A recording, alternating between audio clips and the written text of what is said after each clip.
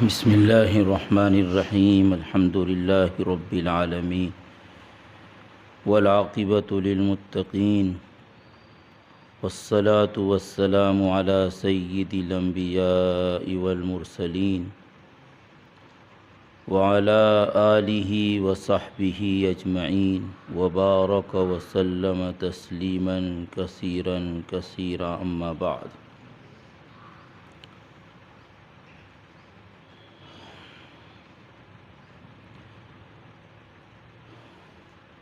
فاعوذ باللہ من الشیطان الرجیم بسم اللہ الرحمن الرحیم۔ لقد کان لکم فی رسول اللہ اسوۃ حسنہ لمن کان یرجو اللہ والیوم الآخر وذکر اللہ کثیرا۔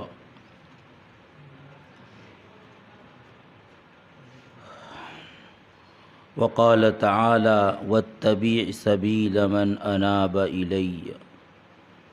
صدق اللہ العظیم وصدق رسولہ النبی الکریم۔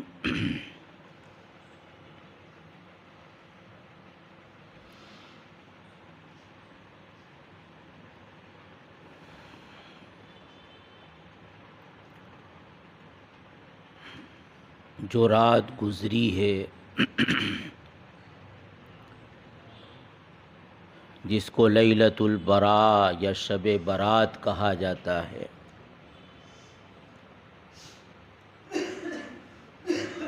وہ تو بہرحال گزر چکی، اور اللہ تبارک و تعالیٰ کی ذات سے ہمیں یہ امید کرنا چاہیے کہ اللہ تعالیٰ نے ہماری توبہ کو، ہمارے استغفار کو اپنی بارگاہ میں قبول فرما لیا ہوگا، اور اللہ تعالیٰ نے ہم سب کی مغفرت کے فیصلے کر دیے ہوں گے۔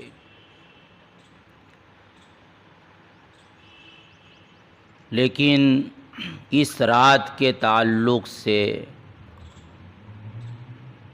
اور ان جیسی دوسری راتوں یا فضیلت کے اوقات کے تعلق سے دو تین باتیں عرض کرنا ہے۔ پہلی بات، اصولی طور پر ہمیں یہ معلوم ہونا چاہیے کہ اگر ہم کوئی بھی کام دین سمجھ کر کرتے ہیں اور اس لیے کرتے ہیں کہ اللہ کے یہاں اس پر ثواب ملے گا، اس پر اجر ملے گا، تو اس عمل کے لیے ضروری ہے کہ وہ قرآن مجید سے، نبی کریم صلی اللہ علیہ وسلم کی سنت سے یا شریعت کے اصول سے اور اس کے مقاصد سے ثابت ہو۔ کوئی شخص کوئی عمل کرتا ہے، چاہے وہ بہت خلوص کے ساتھ کر رہا ہو، للہیت کے ساتھ کر رہا ہو،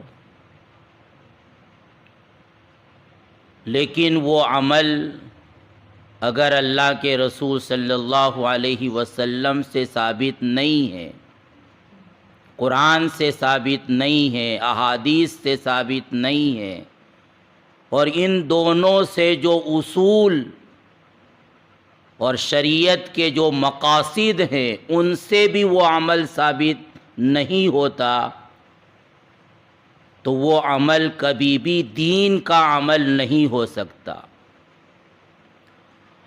اور اس پر ثواب اور اجر نہیں ملے گا۔ وہ ہدایت کا سامان بننے کے بجائے دلالت اور گمراہی کا سبب بنے گا۔ اس کے نتیجے میں اللہ کا قرب حاصل نہیں ہوگا، بلکہ اللہ تبارک و تعالیٰ سے دوری ہوگی۔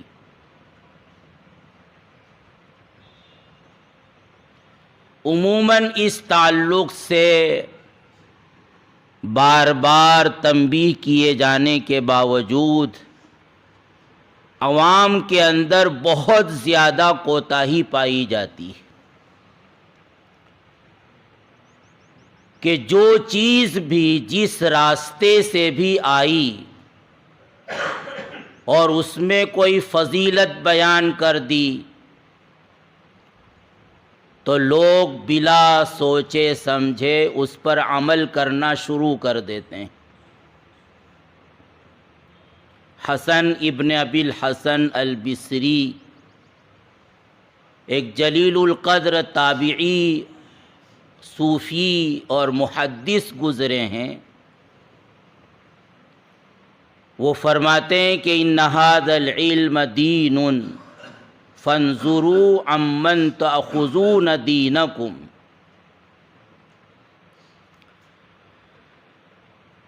یعنی دین کی باتیں تم کن سے لے رہے ہو تم کو وہ معلوم ہونا چاہیے۔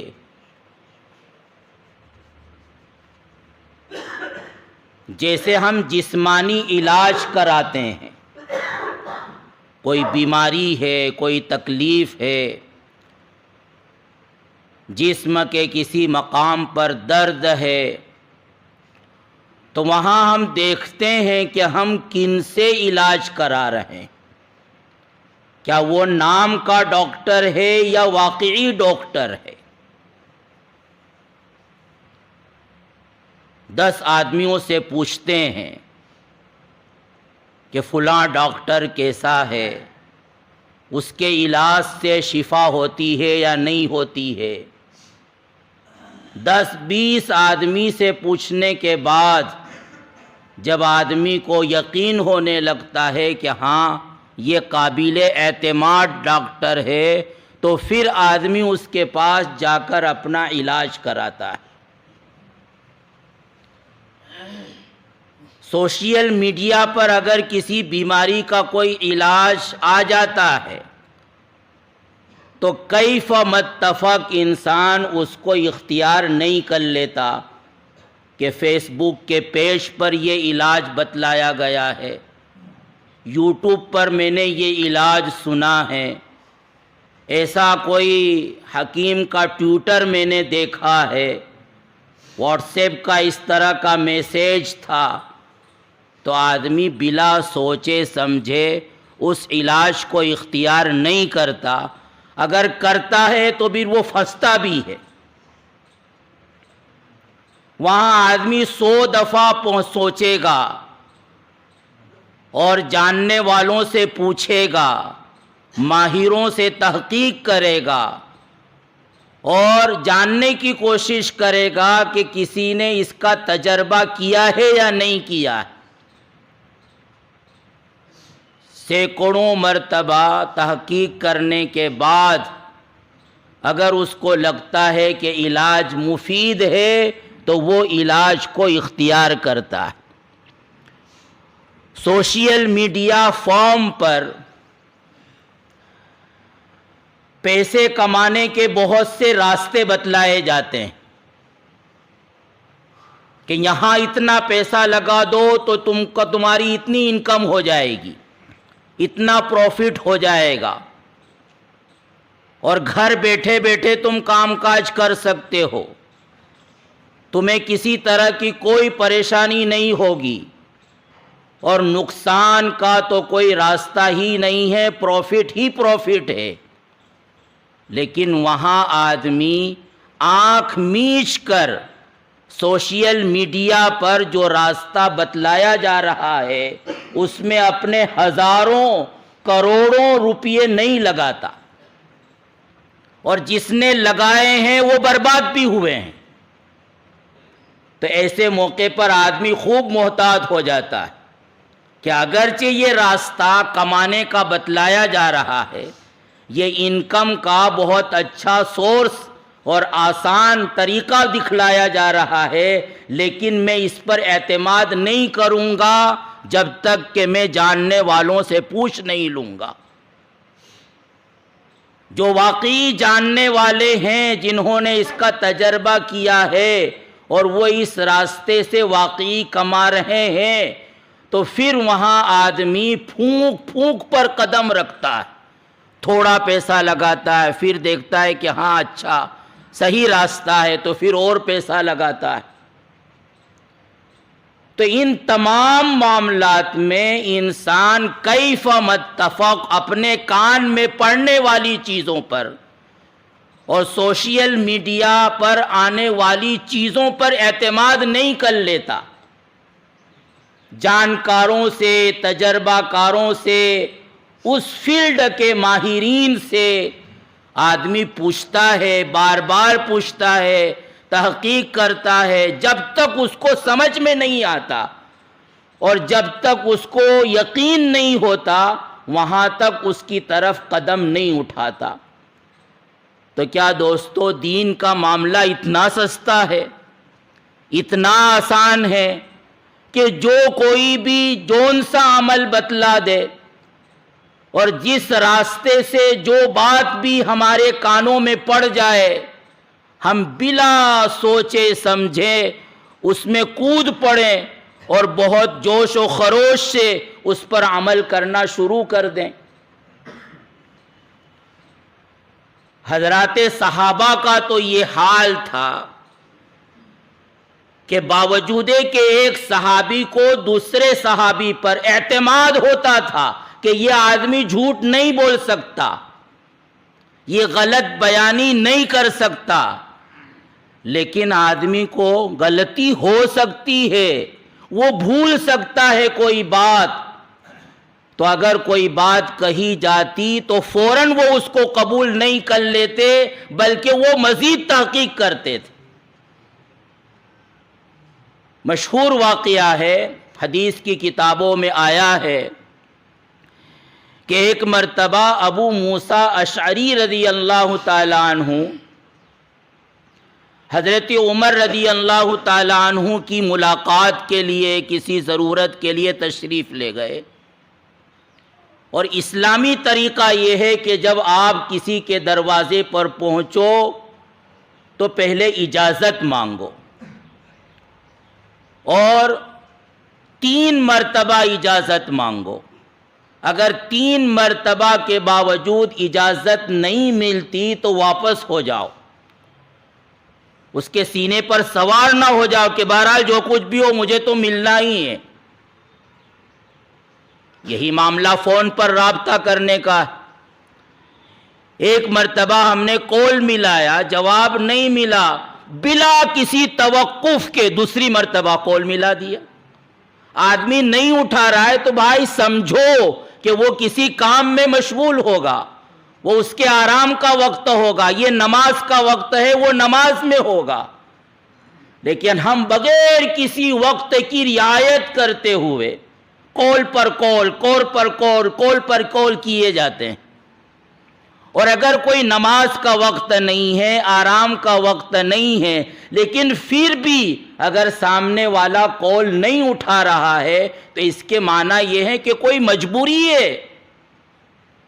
لیکن ہمارا حال یہ ہے کہ ہم کال پر کال کیے جاتے، تو اسلامی طریقہ یہ ہے تو اس کے مطابق ابو موسیٰ اشعری رضی اللہ تعالیٰ عنہ نے حضرت عمر سے اجازت طلب کی کہ میں آپ سے ملنا چاہتا ہوں، اور اجازت طلب کرنے کا ایک طریقہ یہ ہے کہ سلام کیا جائے۔ تو آپ نے ایک دفعہ سلام کیا، کوئی جواب نہیں ملا، دوسری مرتبہ سلام کیا، کوئی جواب نہیں ملا، تیسری مرتبہ سلام کیا، کوئی جواب نہیں ملا۔ حالانکہ حضرت عمر سن رہے تھے، لیکن چونکہ وہ کسی کام میں مشغول تھے، ان کا ارادہ یہ تھا کہ میں کام سے فارغ ہو کر فوراً ان سے ملوں گا، لیکن 3 مرتبہ اجازت لینے کے باوجود جواب نہیں ملا تو ابو موسیٰ اشعری رضی اللہ تعالیٰ عنہ چلے گئے۔ اب عمر رضی اللہ تعالیٰ عنہ کام سے فارغ ہوئے تو پوچھا کہ کہاں چلے گئے وہ ابو موسیٰ، وہ اجازت مانگ رہے تھے، بلاؤ ان کو۔ تو کہا گیا کہ وہ تو چلے گئے۔ تو آدمی کو دوڑایا اور ان کو بلایا اور فرمایا کہ کیا بات ہے، تم کیوں چلے گئے؟ تو انہوں نے حدیث سنائی، یہی حدیث سنائی کہ اللہ کے رسول کا یہ ارشاد ہے کہ جب تم کسی کے دروازے پر پہنچو تو 3 دفعہ اجازت مانگو۔ اگر تم کو اجازت نہیں ملتی ہے تو واپس ہو جاؤ۔ تو اس لیے میں نے 3 دفعہ اجازت لی، آپ کی طرف سے کوئی جواب نہیں ملا تو میں واپس ہو گیا۔ اب حضرت عمر رضی اللہ تعالیٰ عنہ کے علم میں یہ حدیث نہیں تھی۔ انہوں نے حضرت ابو موسیٰ اشعری سے کہا کہ اگر تم یہ بات اللہ کے رسول صلی اللہ علیہ وسلم کے حوالے سے بیان کر رہے ہو تو تم کو اس پر کوئی گواہ پیش کرنا پڑے گا۔ اگر گواہ کوئی پیش نہیں کرو گے تو میں تمہاری پٹائی کروں گا کہ تم نے کیسے ایک بات اللہ کے رسول صلی اللہ علیہ وسلم کی طرف منسوب کر دی، آپ کے حوالے سے بیان کر دی۔ تو اس کا یہ مطلب نہیں ہے کہ حضرت عمر رضی اللہ تعالیٰ عنہ کو ابو موسیٰ اشعری رضی اللہ تعالیٰ عنہ کے تعلق سے یہ گمان تھا کہ یہ جھوٹ بول رہے ہوں گے، یہ غلط بیانی کر رہے ہوں گے، یہ اپنے آپ کو بچانے کے لیے غلط حوالہ دے رہے ہوں گے۔ نہیں، وہ بالکل قابل اعتماد شخص تھے، لیکن چونکہ معاملہ دین کی بات کا تھا، معاملہ حدیث رسول کا تھا، اس بات کا تھا جس بات کو تم اللہ کے رسول صلی اللہ علیہ وسلم کی طرف منسوب کر کے بیان کر رہے ہو، تو کہیں ایسا تو نہیں کہ اللہ کے رسول نے کچھ اور فرمایا تھا اور ابو موسیٰ اشعری کچھ اور سمجھ گئے ہوں۔ اور آئندہ لوگوں کے لیے حضرت عمر نے اپنے عمل سے یہ سبق دیا کہ دیکھو، دین کی بات جس راستے سے بھی آئے، آنکھ بند کر کے اس پر عمل کرنا شروع نہ کر دینا، اس کو قبول نہ کرنا، بلکہ پہلے تحقیق کرنا۔ ابو موسیٰ اشعری سے انہوں نے گواہ کا مطالبہ کیا کہ تم نے اگر یہ حدیث سنی ہو تو ظاہر ہے کہ اللہ کے رسول نے تمہارے کان میں تو یہ بات نہیں کہی تھی، ایک مجلس میں کہی ہوگی، تو اس مجلس میں اور بھی صحابہ رہے ہوں گے، لاؤ کسی صحابی کو کہ جنہوں نے یہ حدیث سنی۔ چنانچہ ابو موسیٰ اشعری رضی اللہ تعالیٰ عنہ اپنے ساتھیوں کے پاس گئے اور یہ واقعہ بیان کیا، تو ابو سعید خدری رضی اللہ تعالیٰ عنہ اٹھے اور کہا کہ میں گواہی دوں گا، میں نے بھی یہ حدیث سنی۔ بعد میں ابی ابن کعب رضی اللہ تعالیٰ عنہ بھی آئے اور حضرت عمر سے کہا کہ تم کیوں سختی کرتے ہو، کیا یہ صحابہ تمہارے ساتھ جھوٹ بولیں گے؟ تو حضرت عمر نے کہا کہ نہیں، میرا مقصد یہ نہیں ہے، میں جو آئندہ لوگ اسلام میں داخل ہو رہے ہیں ان کو اپنے عمل کے ذریعے یہ سبق دینا چاہتا ہوں کہ وہ دین کے معاملے میں اللہ کے رسول صلی اللہ علیہ وسلم کے حوالے سے کسی حدیث کو بیان کرنے کے معاملے میں محتاط ہو جائیں۔ تو اس لیے دوستو، دین کا معاملہ اتنا سستا نہیں ہے کہ واٹس ایپ پر میسیج آیا تھا اور فیس بک کے پیج پر کوئی فلاں مولانا ٹائپ کا آدمی یہ کہہ رہا تھا تو اس لیے یہ بات صحیح ہے اور اس پر عمل کرنا شروع کر دیا۔ بعض مرتبہ بہت ساری باتیں کتابوں کے حوالے سے بھی ہوتی ہے کہ فلاں حدیث کی کتاب میں یہ بات کہی گئی ہے، لیکن وہ حوالہ غلط ہوتا ہے۔ بعض مرتبہ تعجب ہوگا، جہالت کتنی اونچی ہو گئی، کہاں تک پہنچ گئی، ایسی کتابوں کا حوالہ دیا جاتا ہے کہ جو کتابیں اسی لیے لکھی گئی ہیں تاکہ لوگوں کو پتہ چلے کہ یہ حدیث صحیح نہیں۔ یعنی ہمارے محدثین نے جہاں صحیح حدیثوں کو جمع کیا ہے تو وہیں محدثین نے ان حدیثوں کو بھی جمع کر دیا ہے جو غلط ہے، موضوع ہے، من گھڑت ہے، اور غلطی کے طور پر اللہ کے رسول صلی اللہ علیہ وسلم کی طرف ان کو منسوب کر دیا۔ ان کو کتب موضوعات کہا جاتا ہے، یعنی ایسی کتابیں کہ جن میں غلط حدیث کو اس لیے جمع کر دیا ہے تاکہ لوگ سمجھے کہ یہ حدیث غلط ہے اور آئندہ کوئی اس بات کو اللہ کے رسول کی طرف منسوب نہ کرے۔ لیکن جہالت کی انتہا یہ ہے کہ بہت سے لوگ حوالہ بیان کرتے ہیں کہ ابن جوزی نے اپنی کتاب الموضوعات میں یہ بات کہی، جلال الدین سیوطی نے اللآلی المصنوعہ میں یہ بات کہی، ملا علی قاری نے اسرار المرفوعات میں یہ بات کہی، ابن عراق نے تنزیہ الشریعہ میں یہ بات کہی۔ لوگ سمجھتے ہیں کہ بڑے عالم ہیں، بڑے محدث ہیں، اور انہوں نے اپنی کتاب میں یہ بات لکھی۔ ارے بھیا، انہوں نے تو اپنی کتاب میں یہ بات اس لیے لکھی تھی کہ یہ بات غلط ہے، لوگوں کو معلوم ہو جانا چاہیے، لیکن جہالت کی انتہا یہ ہے کہ ان کتابوں کا حوالہ دے کر اس کو اللہ کے رسول صلی اللہ علیہ وسلم کی طرف ایک صحیح حدیث کے طور پر منسوب کر کے عوام میں اس کو پھیلایا جا رہا۔ تو کیا کوئی مسلمان اتنا گیا گزرا بھی ہو سکتا؟ ہاں، ہو سکتا ہے۔ یہ دجالی دور ہے دوستو، دجالی۔ جو لوگ دیندار ہے، شیطان ان کو دین کے راستے سے بھٹکاتا ہے۔ شیطان جب یہ دیکھتا ہے کہ اس کے اندر دین کا جذبہ ہے، اس کے اندر سنت کی اتباع کرنے کا جذبہ پایا جاتا ہے، تو پھر شیطان اسی راستے سے اس کو بھٹکاتا ہے۔ جو سنت نہیں ہوتی اس کو سنت باور کراتا ہے، جو حدیث نہیں ہوتی ہے اس کو ایک حدیث صحیح کے طور پر وہ چلواتا ہے، اور لوگ اس کو بلا سوچے سمجھے اختیار کر کے اس پر عمل کرنا شروع کر دیتے ہیں۔ تو اس لیے دوستو، جیسے ہم علاج کے معاملے میں محتاط ہوتے ہیں، ہر کسی ہاسپٹل میں جا کر ایڈمٹ نہیں ہو جاتے، ہر کسی معالج سے اپنا علاج نہیں کروا لیتے، کاروبار کے معاملے میں، آمدنی کے معاملے میں ہر پلیٹ فارم پر ہم اعتماد نہیں کر لیتے اور وہاں اپنا پیسہ نہیں لگا دیتے۔ 10 مرتبہ سوچتے ہیں، 20 آدمی سے مشورہ کرتے ہیں، پھر ان لوگوں کو تلاش کرتے ہیں کہ جنہوں نے یہاں پیسہ لگایا ہے، پھر جا کر کچھ قدم اٹھانے کی ہمت کرتے ہیں۔ لیکن دین کے معاملے میں آخر کیوں ہم ایسا نہیں کرتے؟ کیا دین کے کا لیبل لگا کر ہر آنے والی بات صحیح ہوگی؟ کسی بھی آرٹیکل پر اگر یہ لیبل لگا دیا گیا کہ یہ اللہ کے رسول کی حدیث ہے اور فلاں بزرگ کا عمل ہے، تو کیا وہ عمل صحیح ہوگا؟ کیا اس کی ضمانت ہے؟ ہمارے پاس کون سی ایسی میزان ہے، کون سی ایسی کسوٹی ہے کہ جس پر ہم پرکھ سکتے ہیں کہ یہ بات صحیح ہے یا غلط؟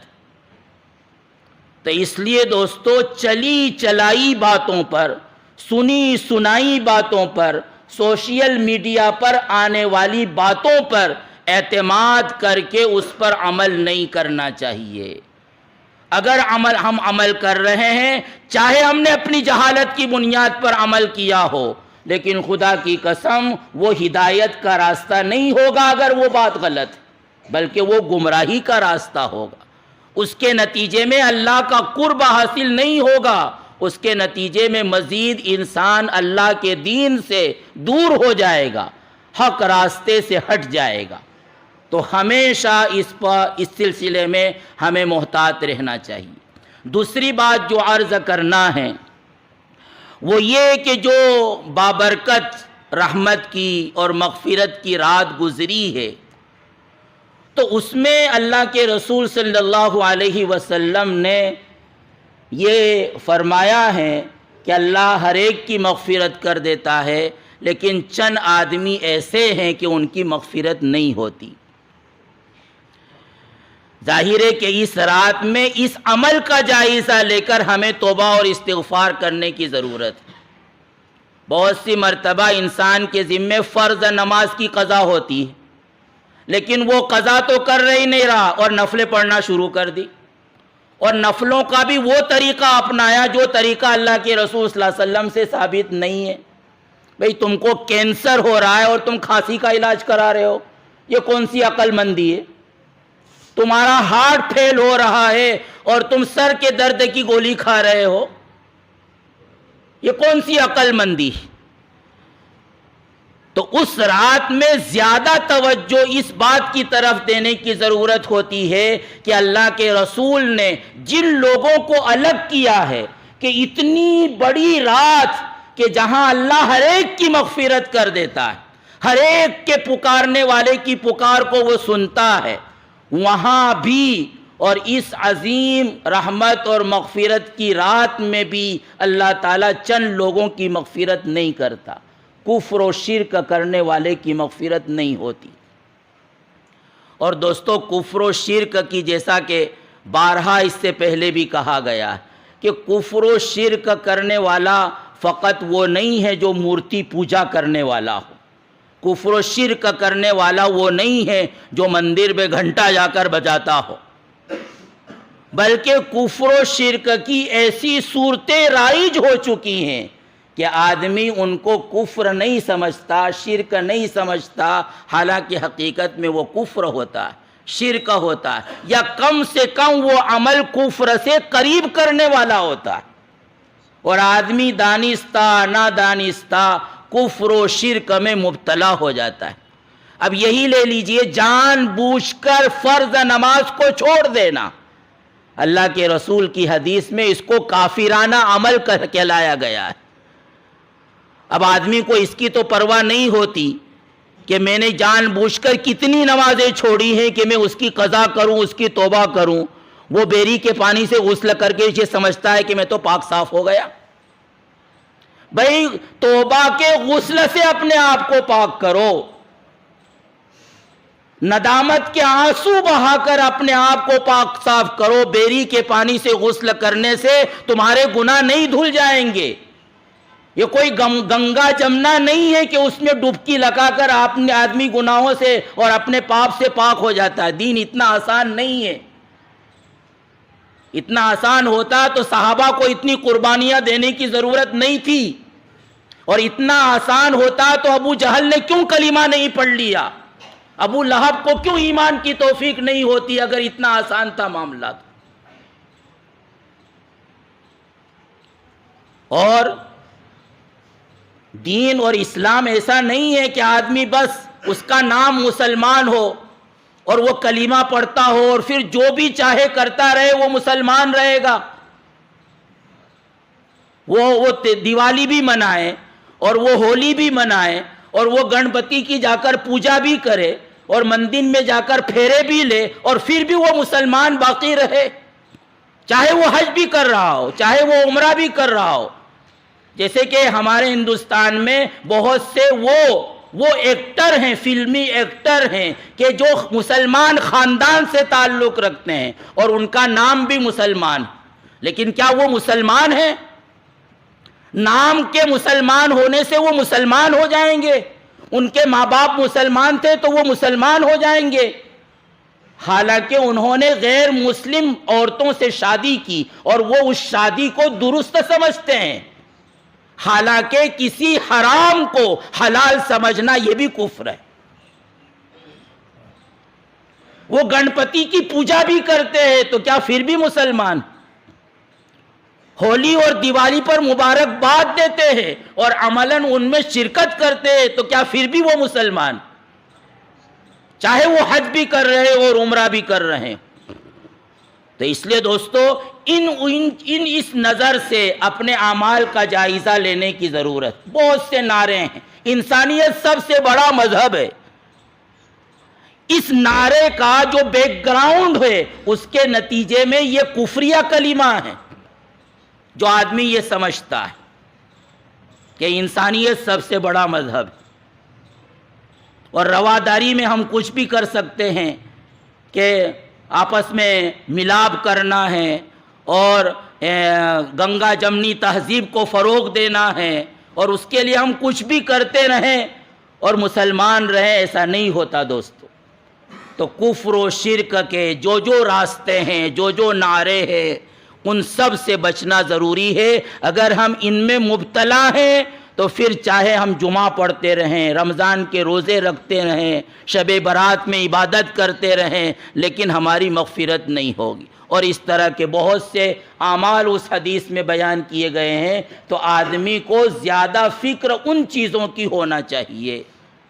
اللہ تعالی ہمیں صحیح سمجھ عطا فرمائے، دین کے معاملے میں ہمیں محتاط بنائیں اور ہم سب کے لیے ایمان پر چلنا اور اپنے نسلوں کے ایمان کی حفاظت کرنا آسان ہو۔ ہمارا سب کا خاتمہ ایمان پر ہو۔ اللہ تعالی ہم سب کی مغفرت فرمائے اور اپنی رحمتوں میں ہمیں ڈھانپ لے۔ آمین وآخر دعوانا ان الحمدللہ رب العالمین۔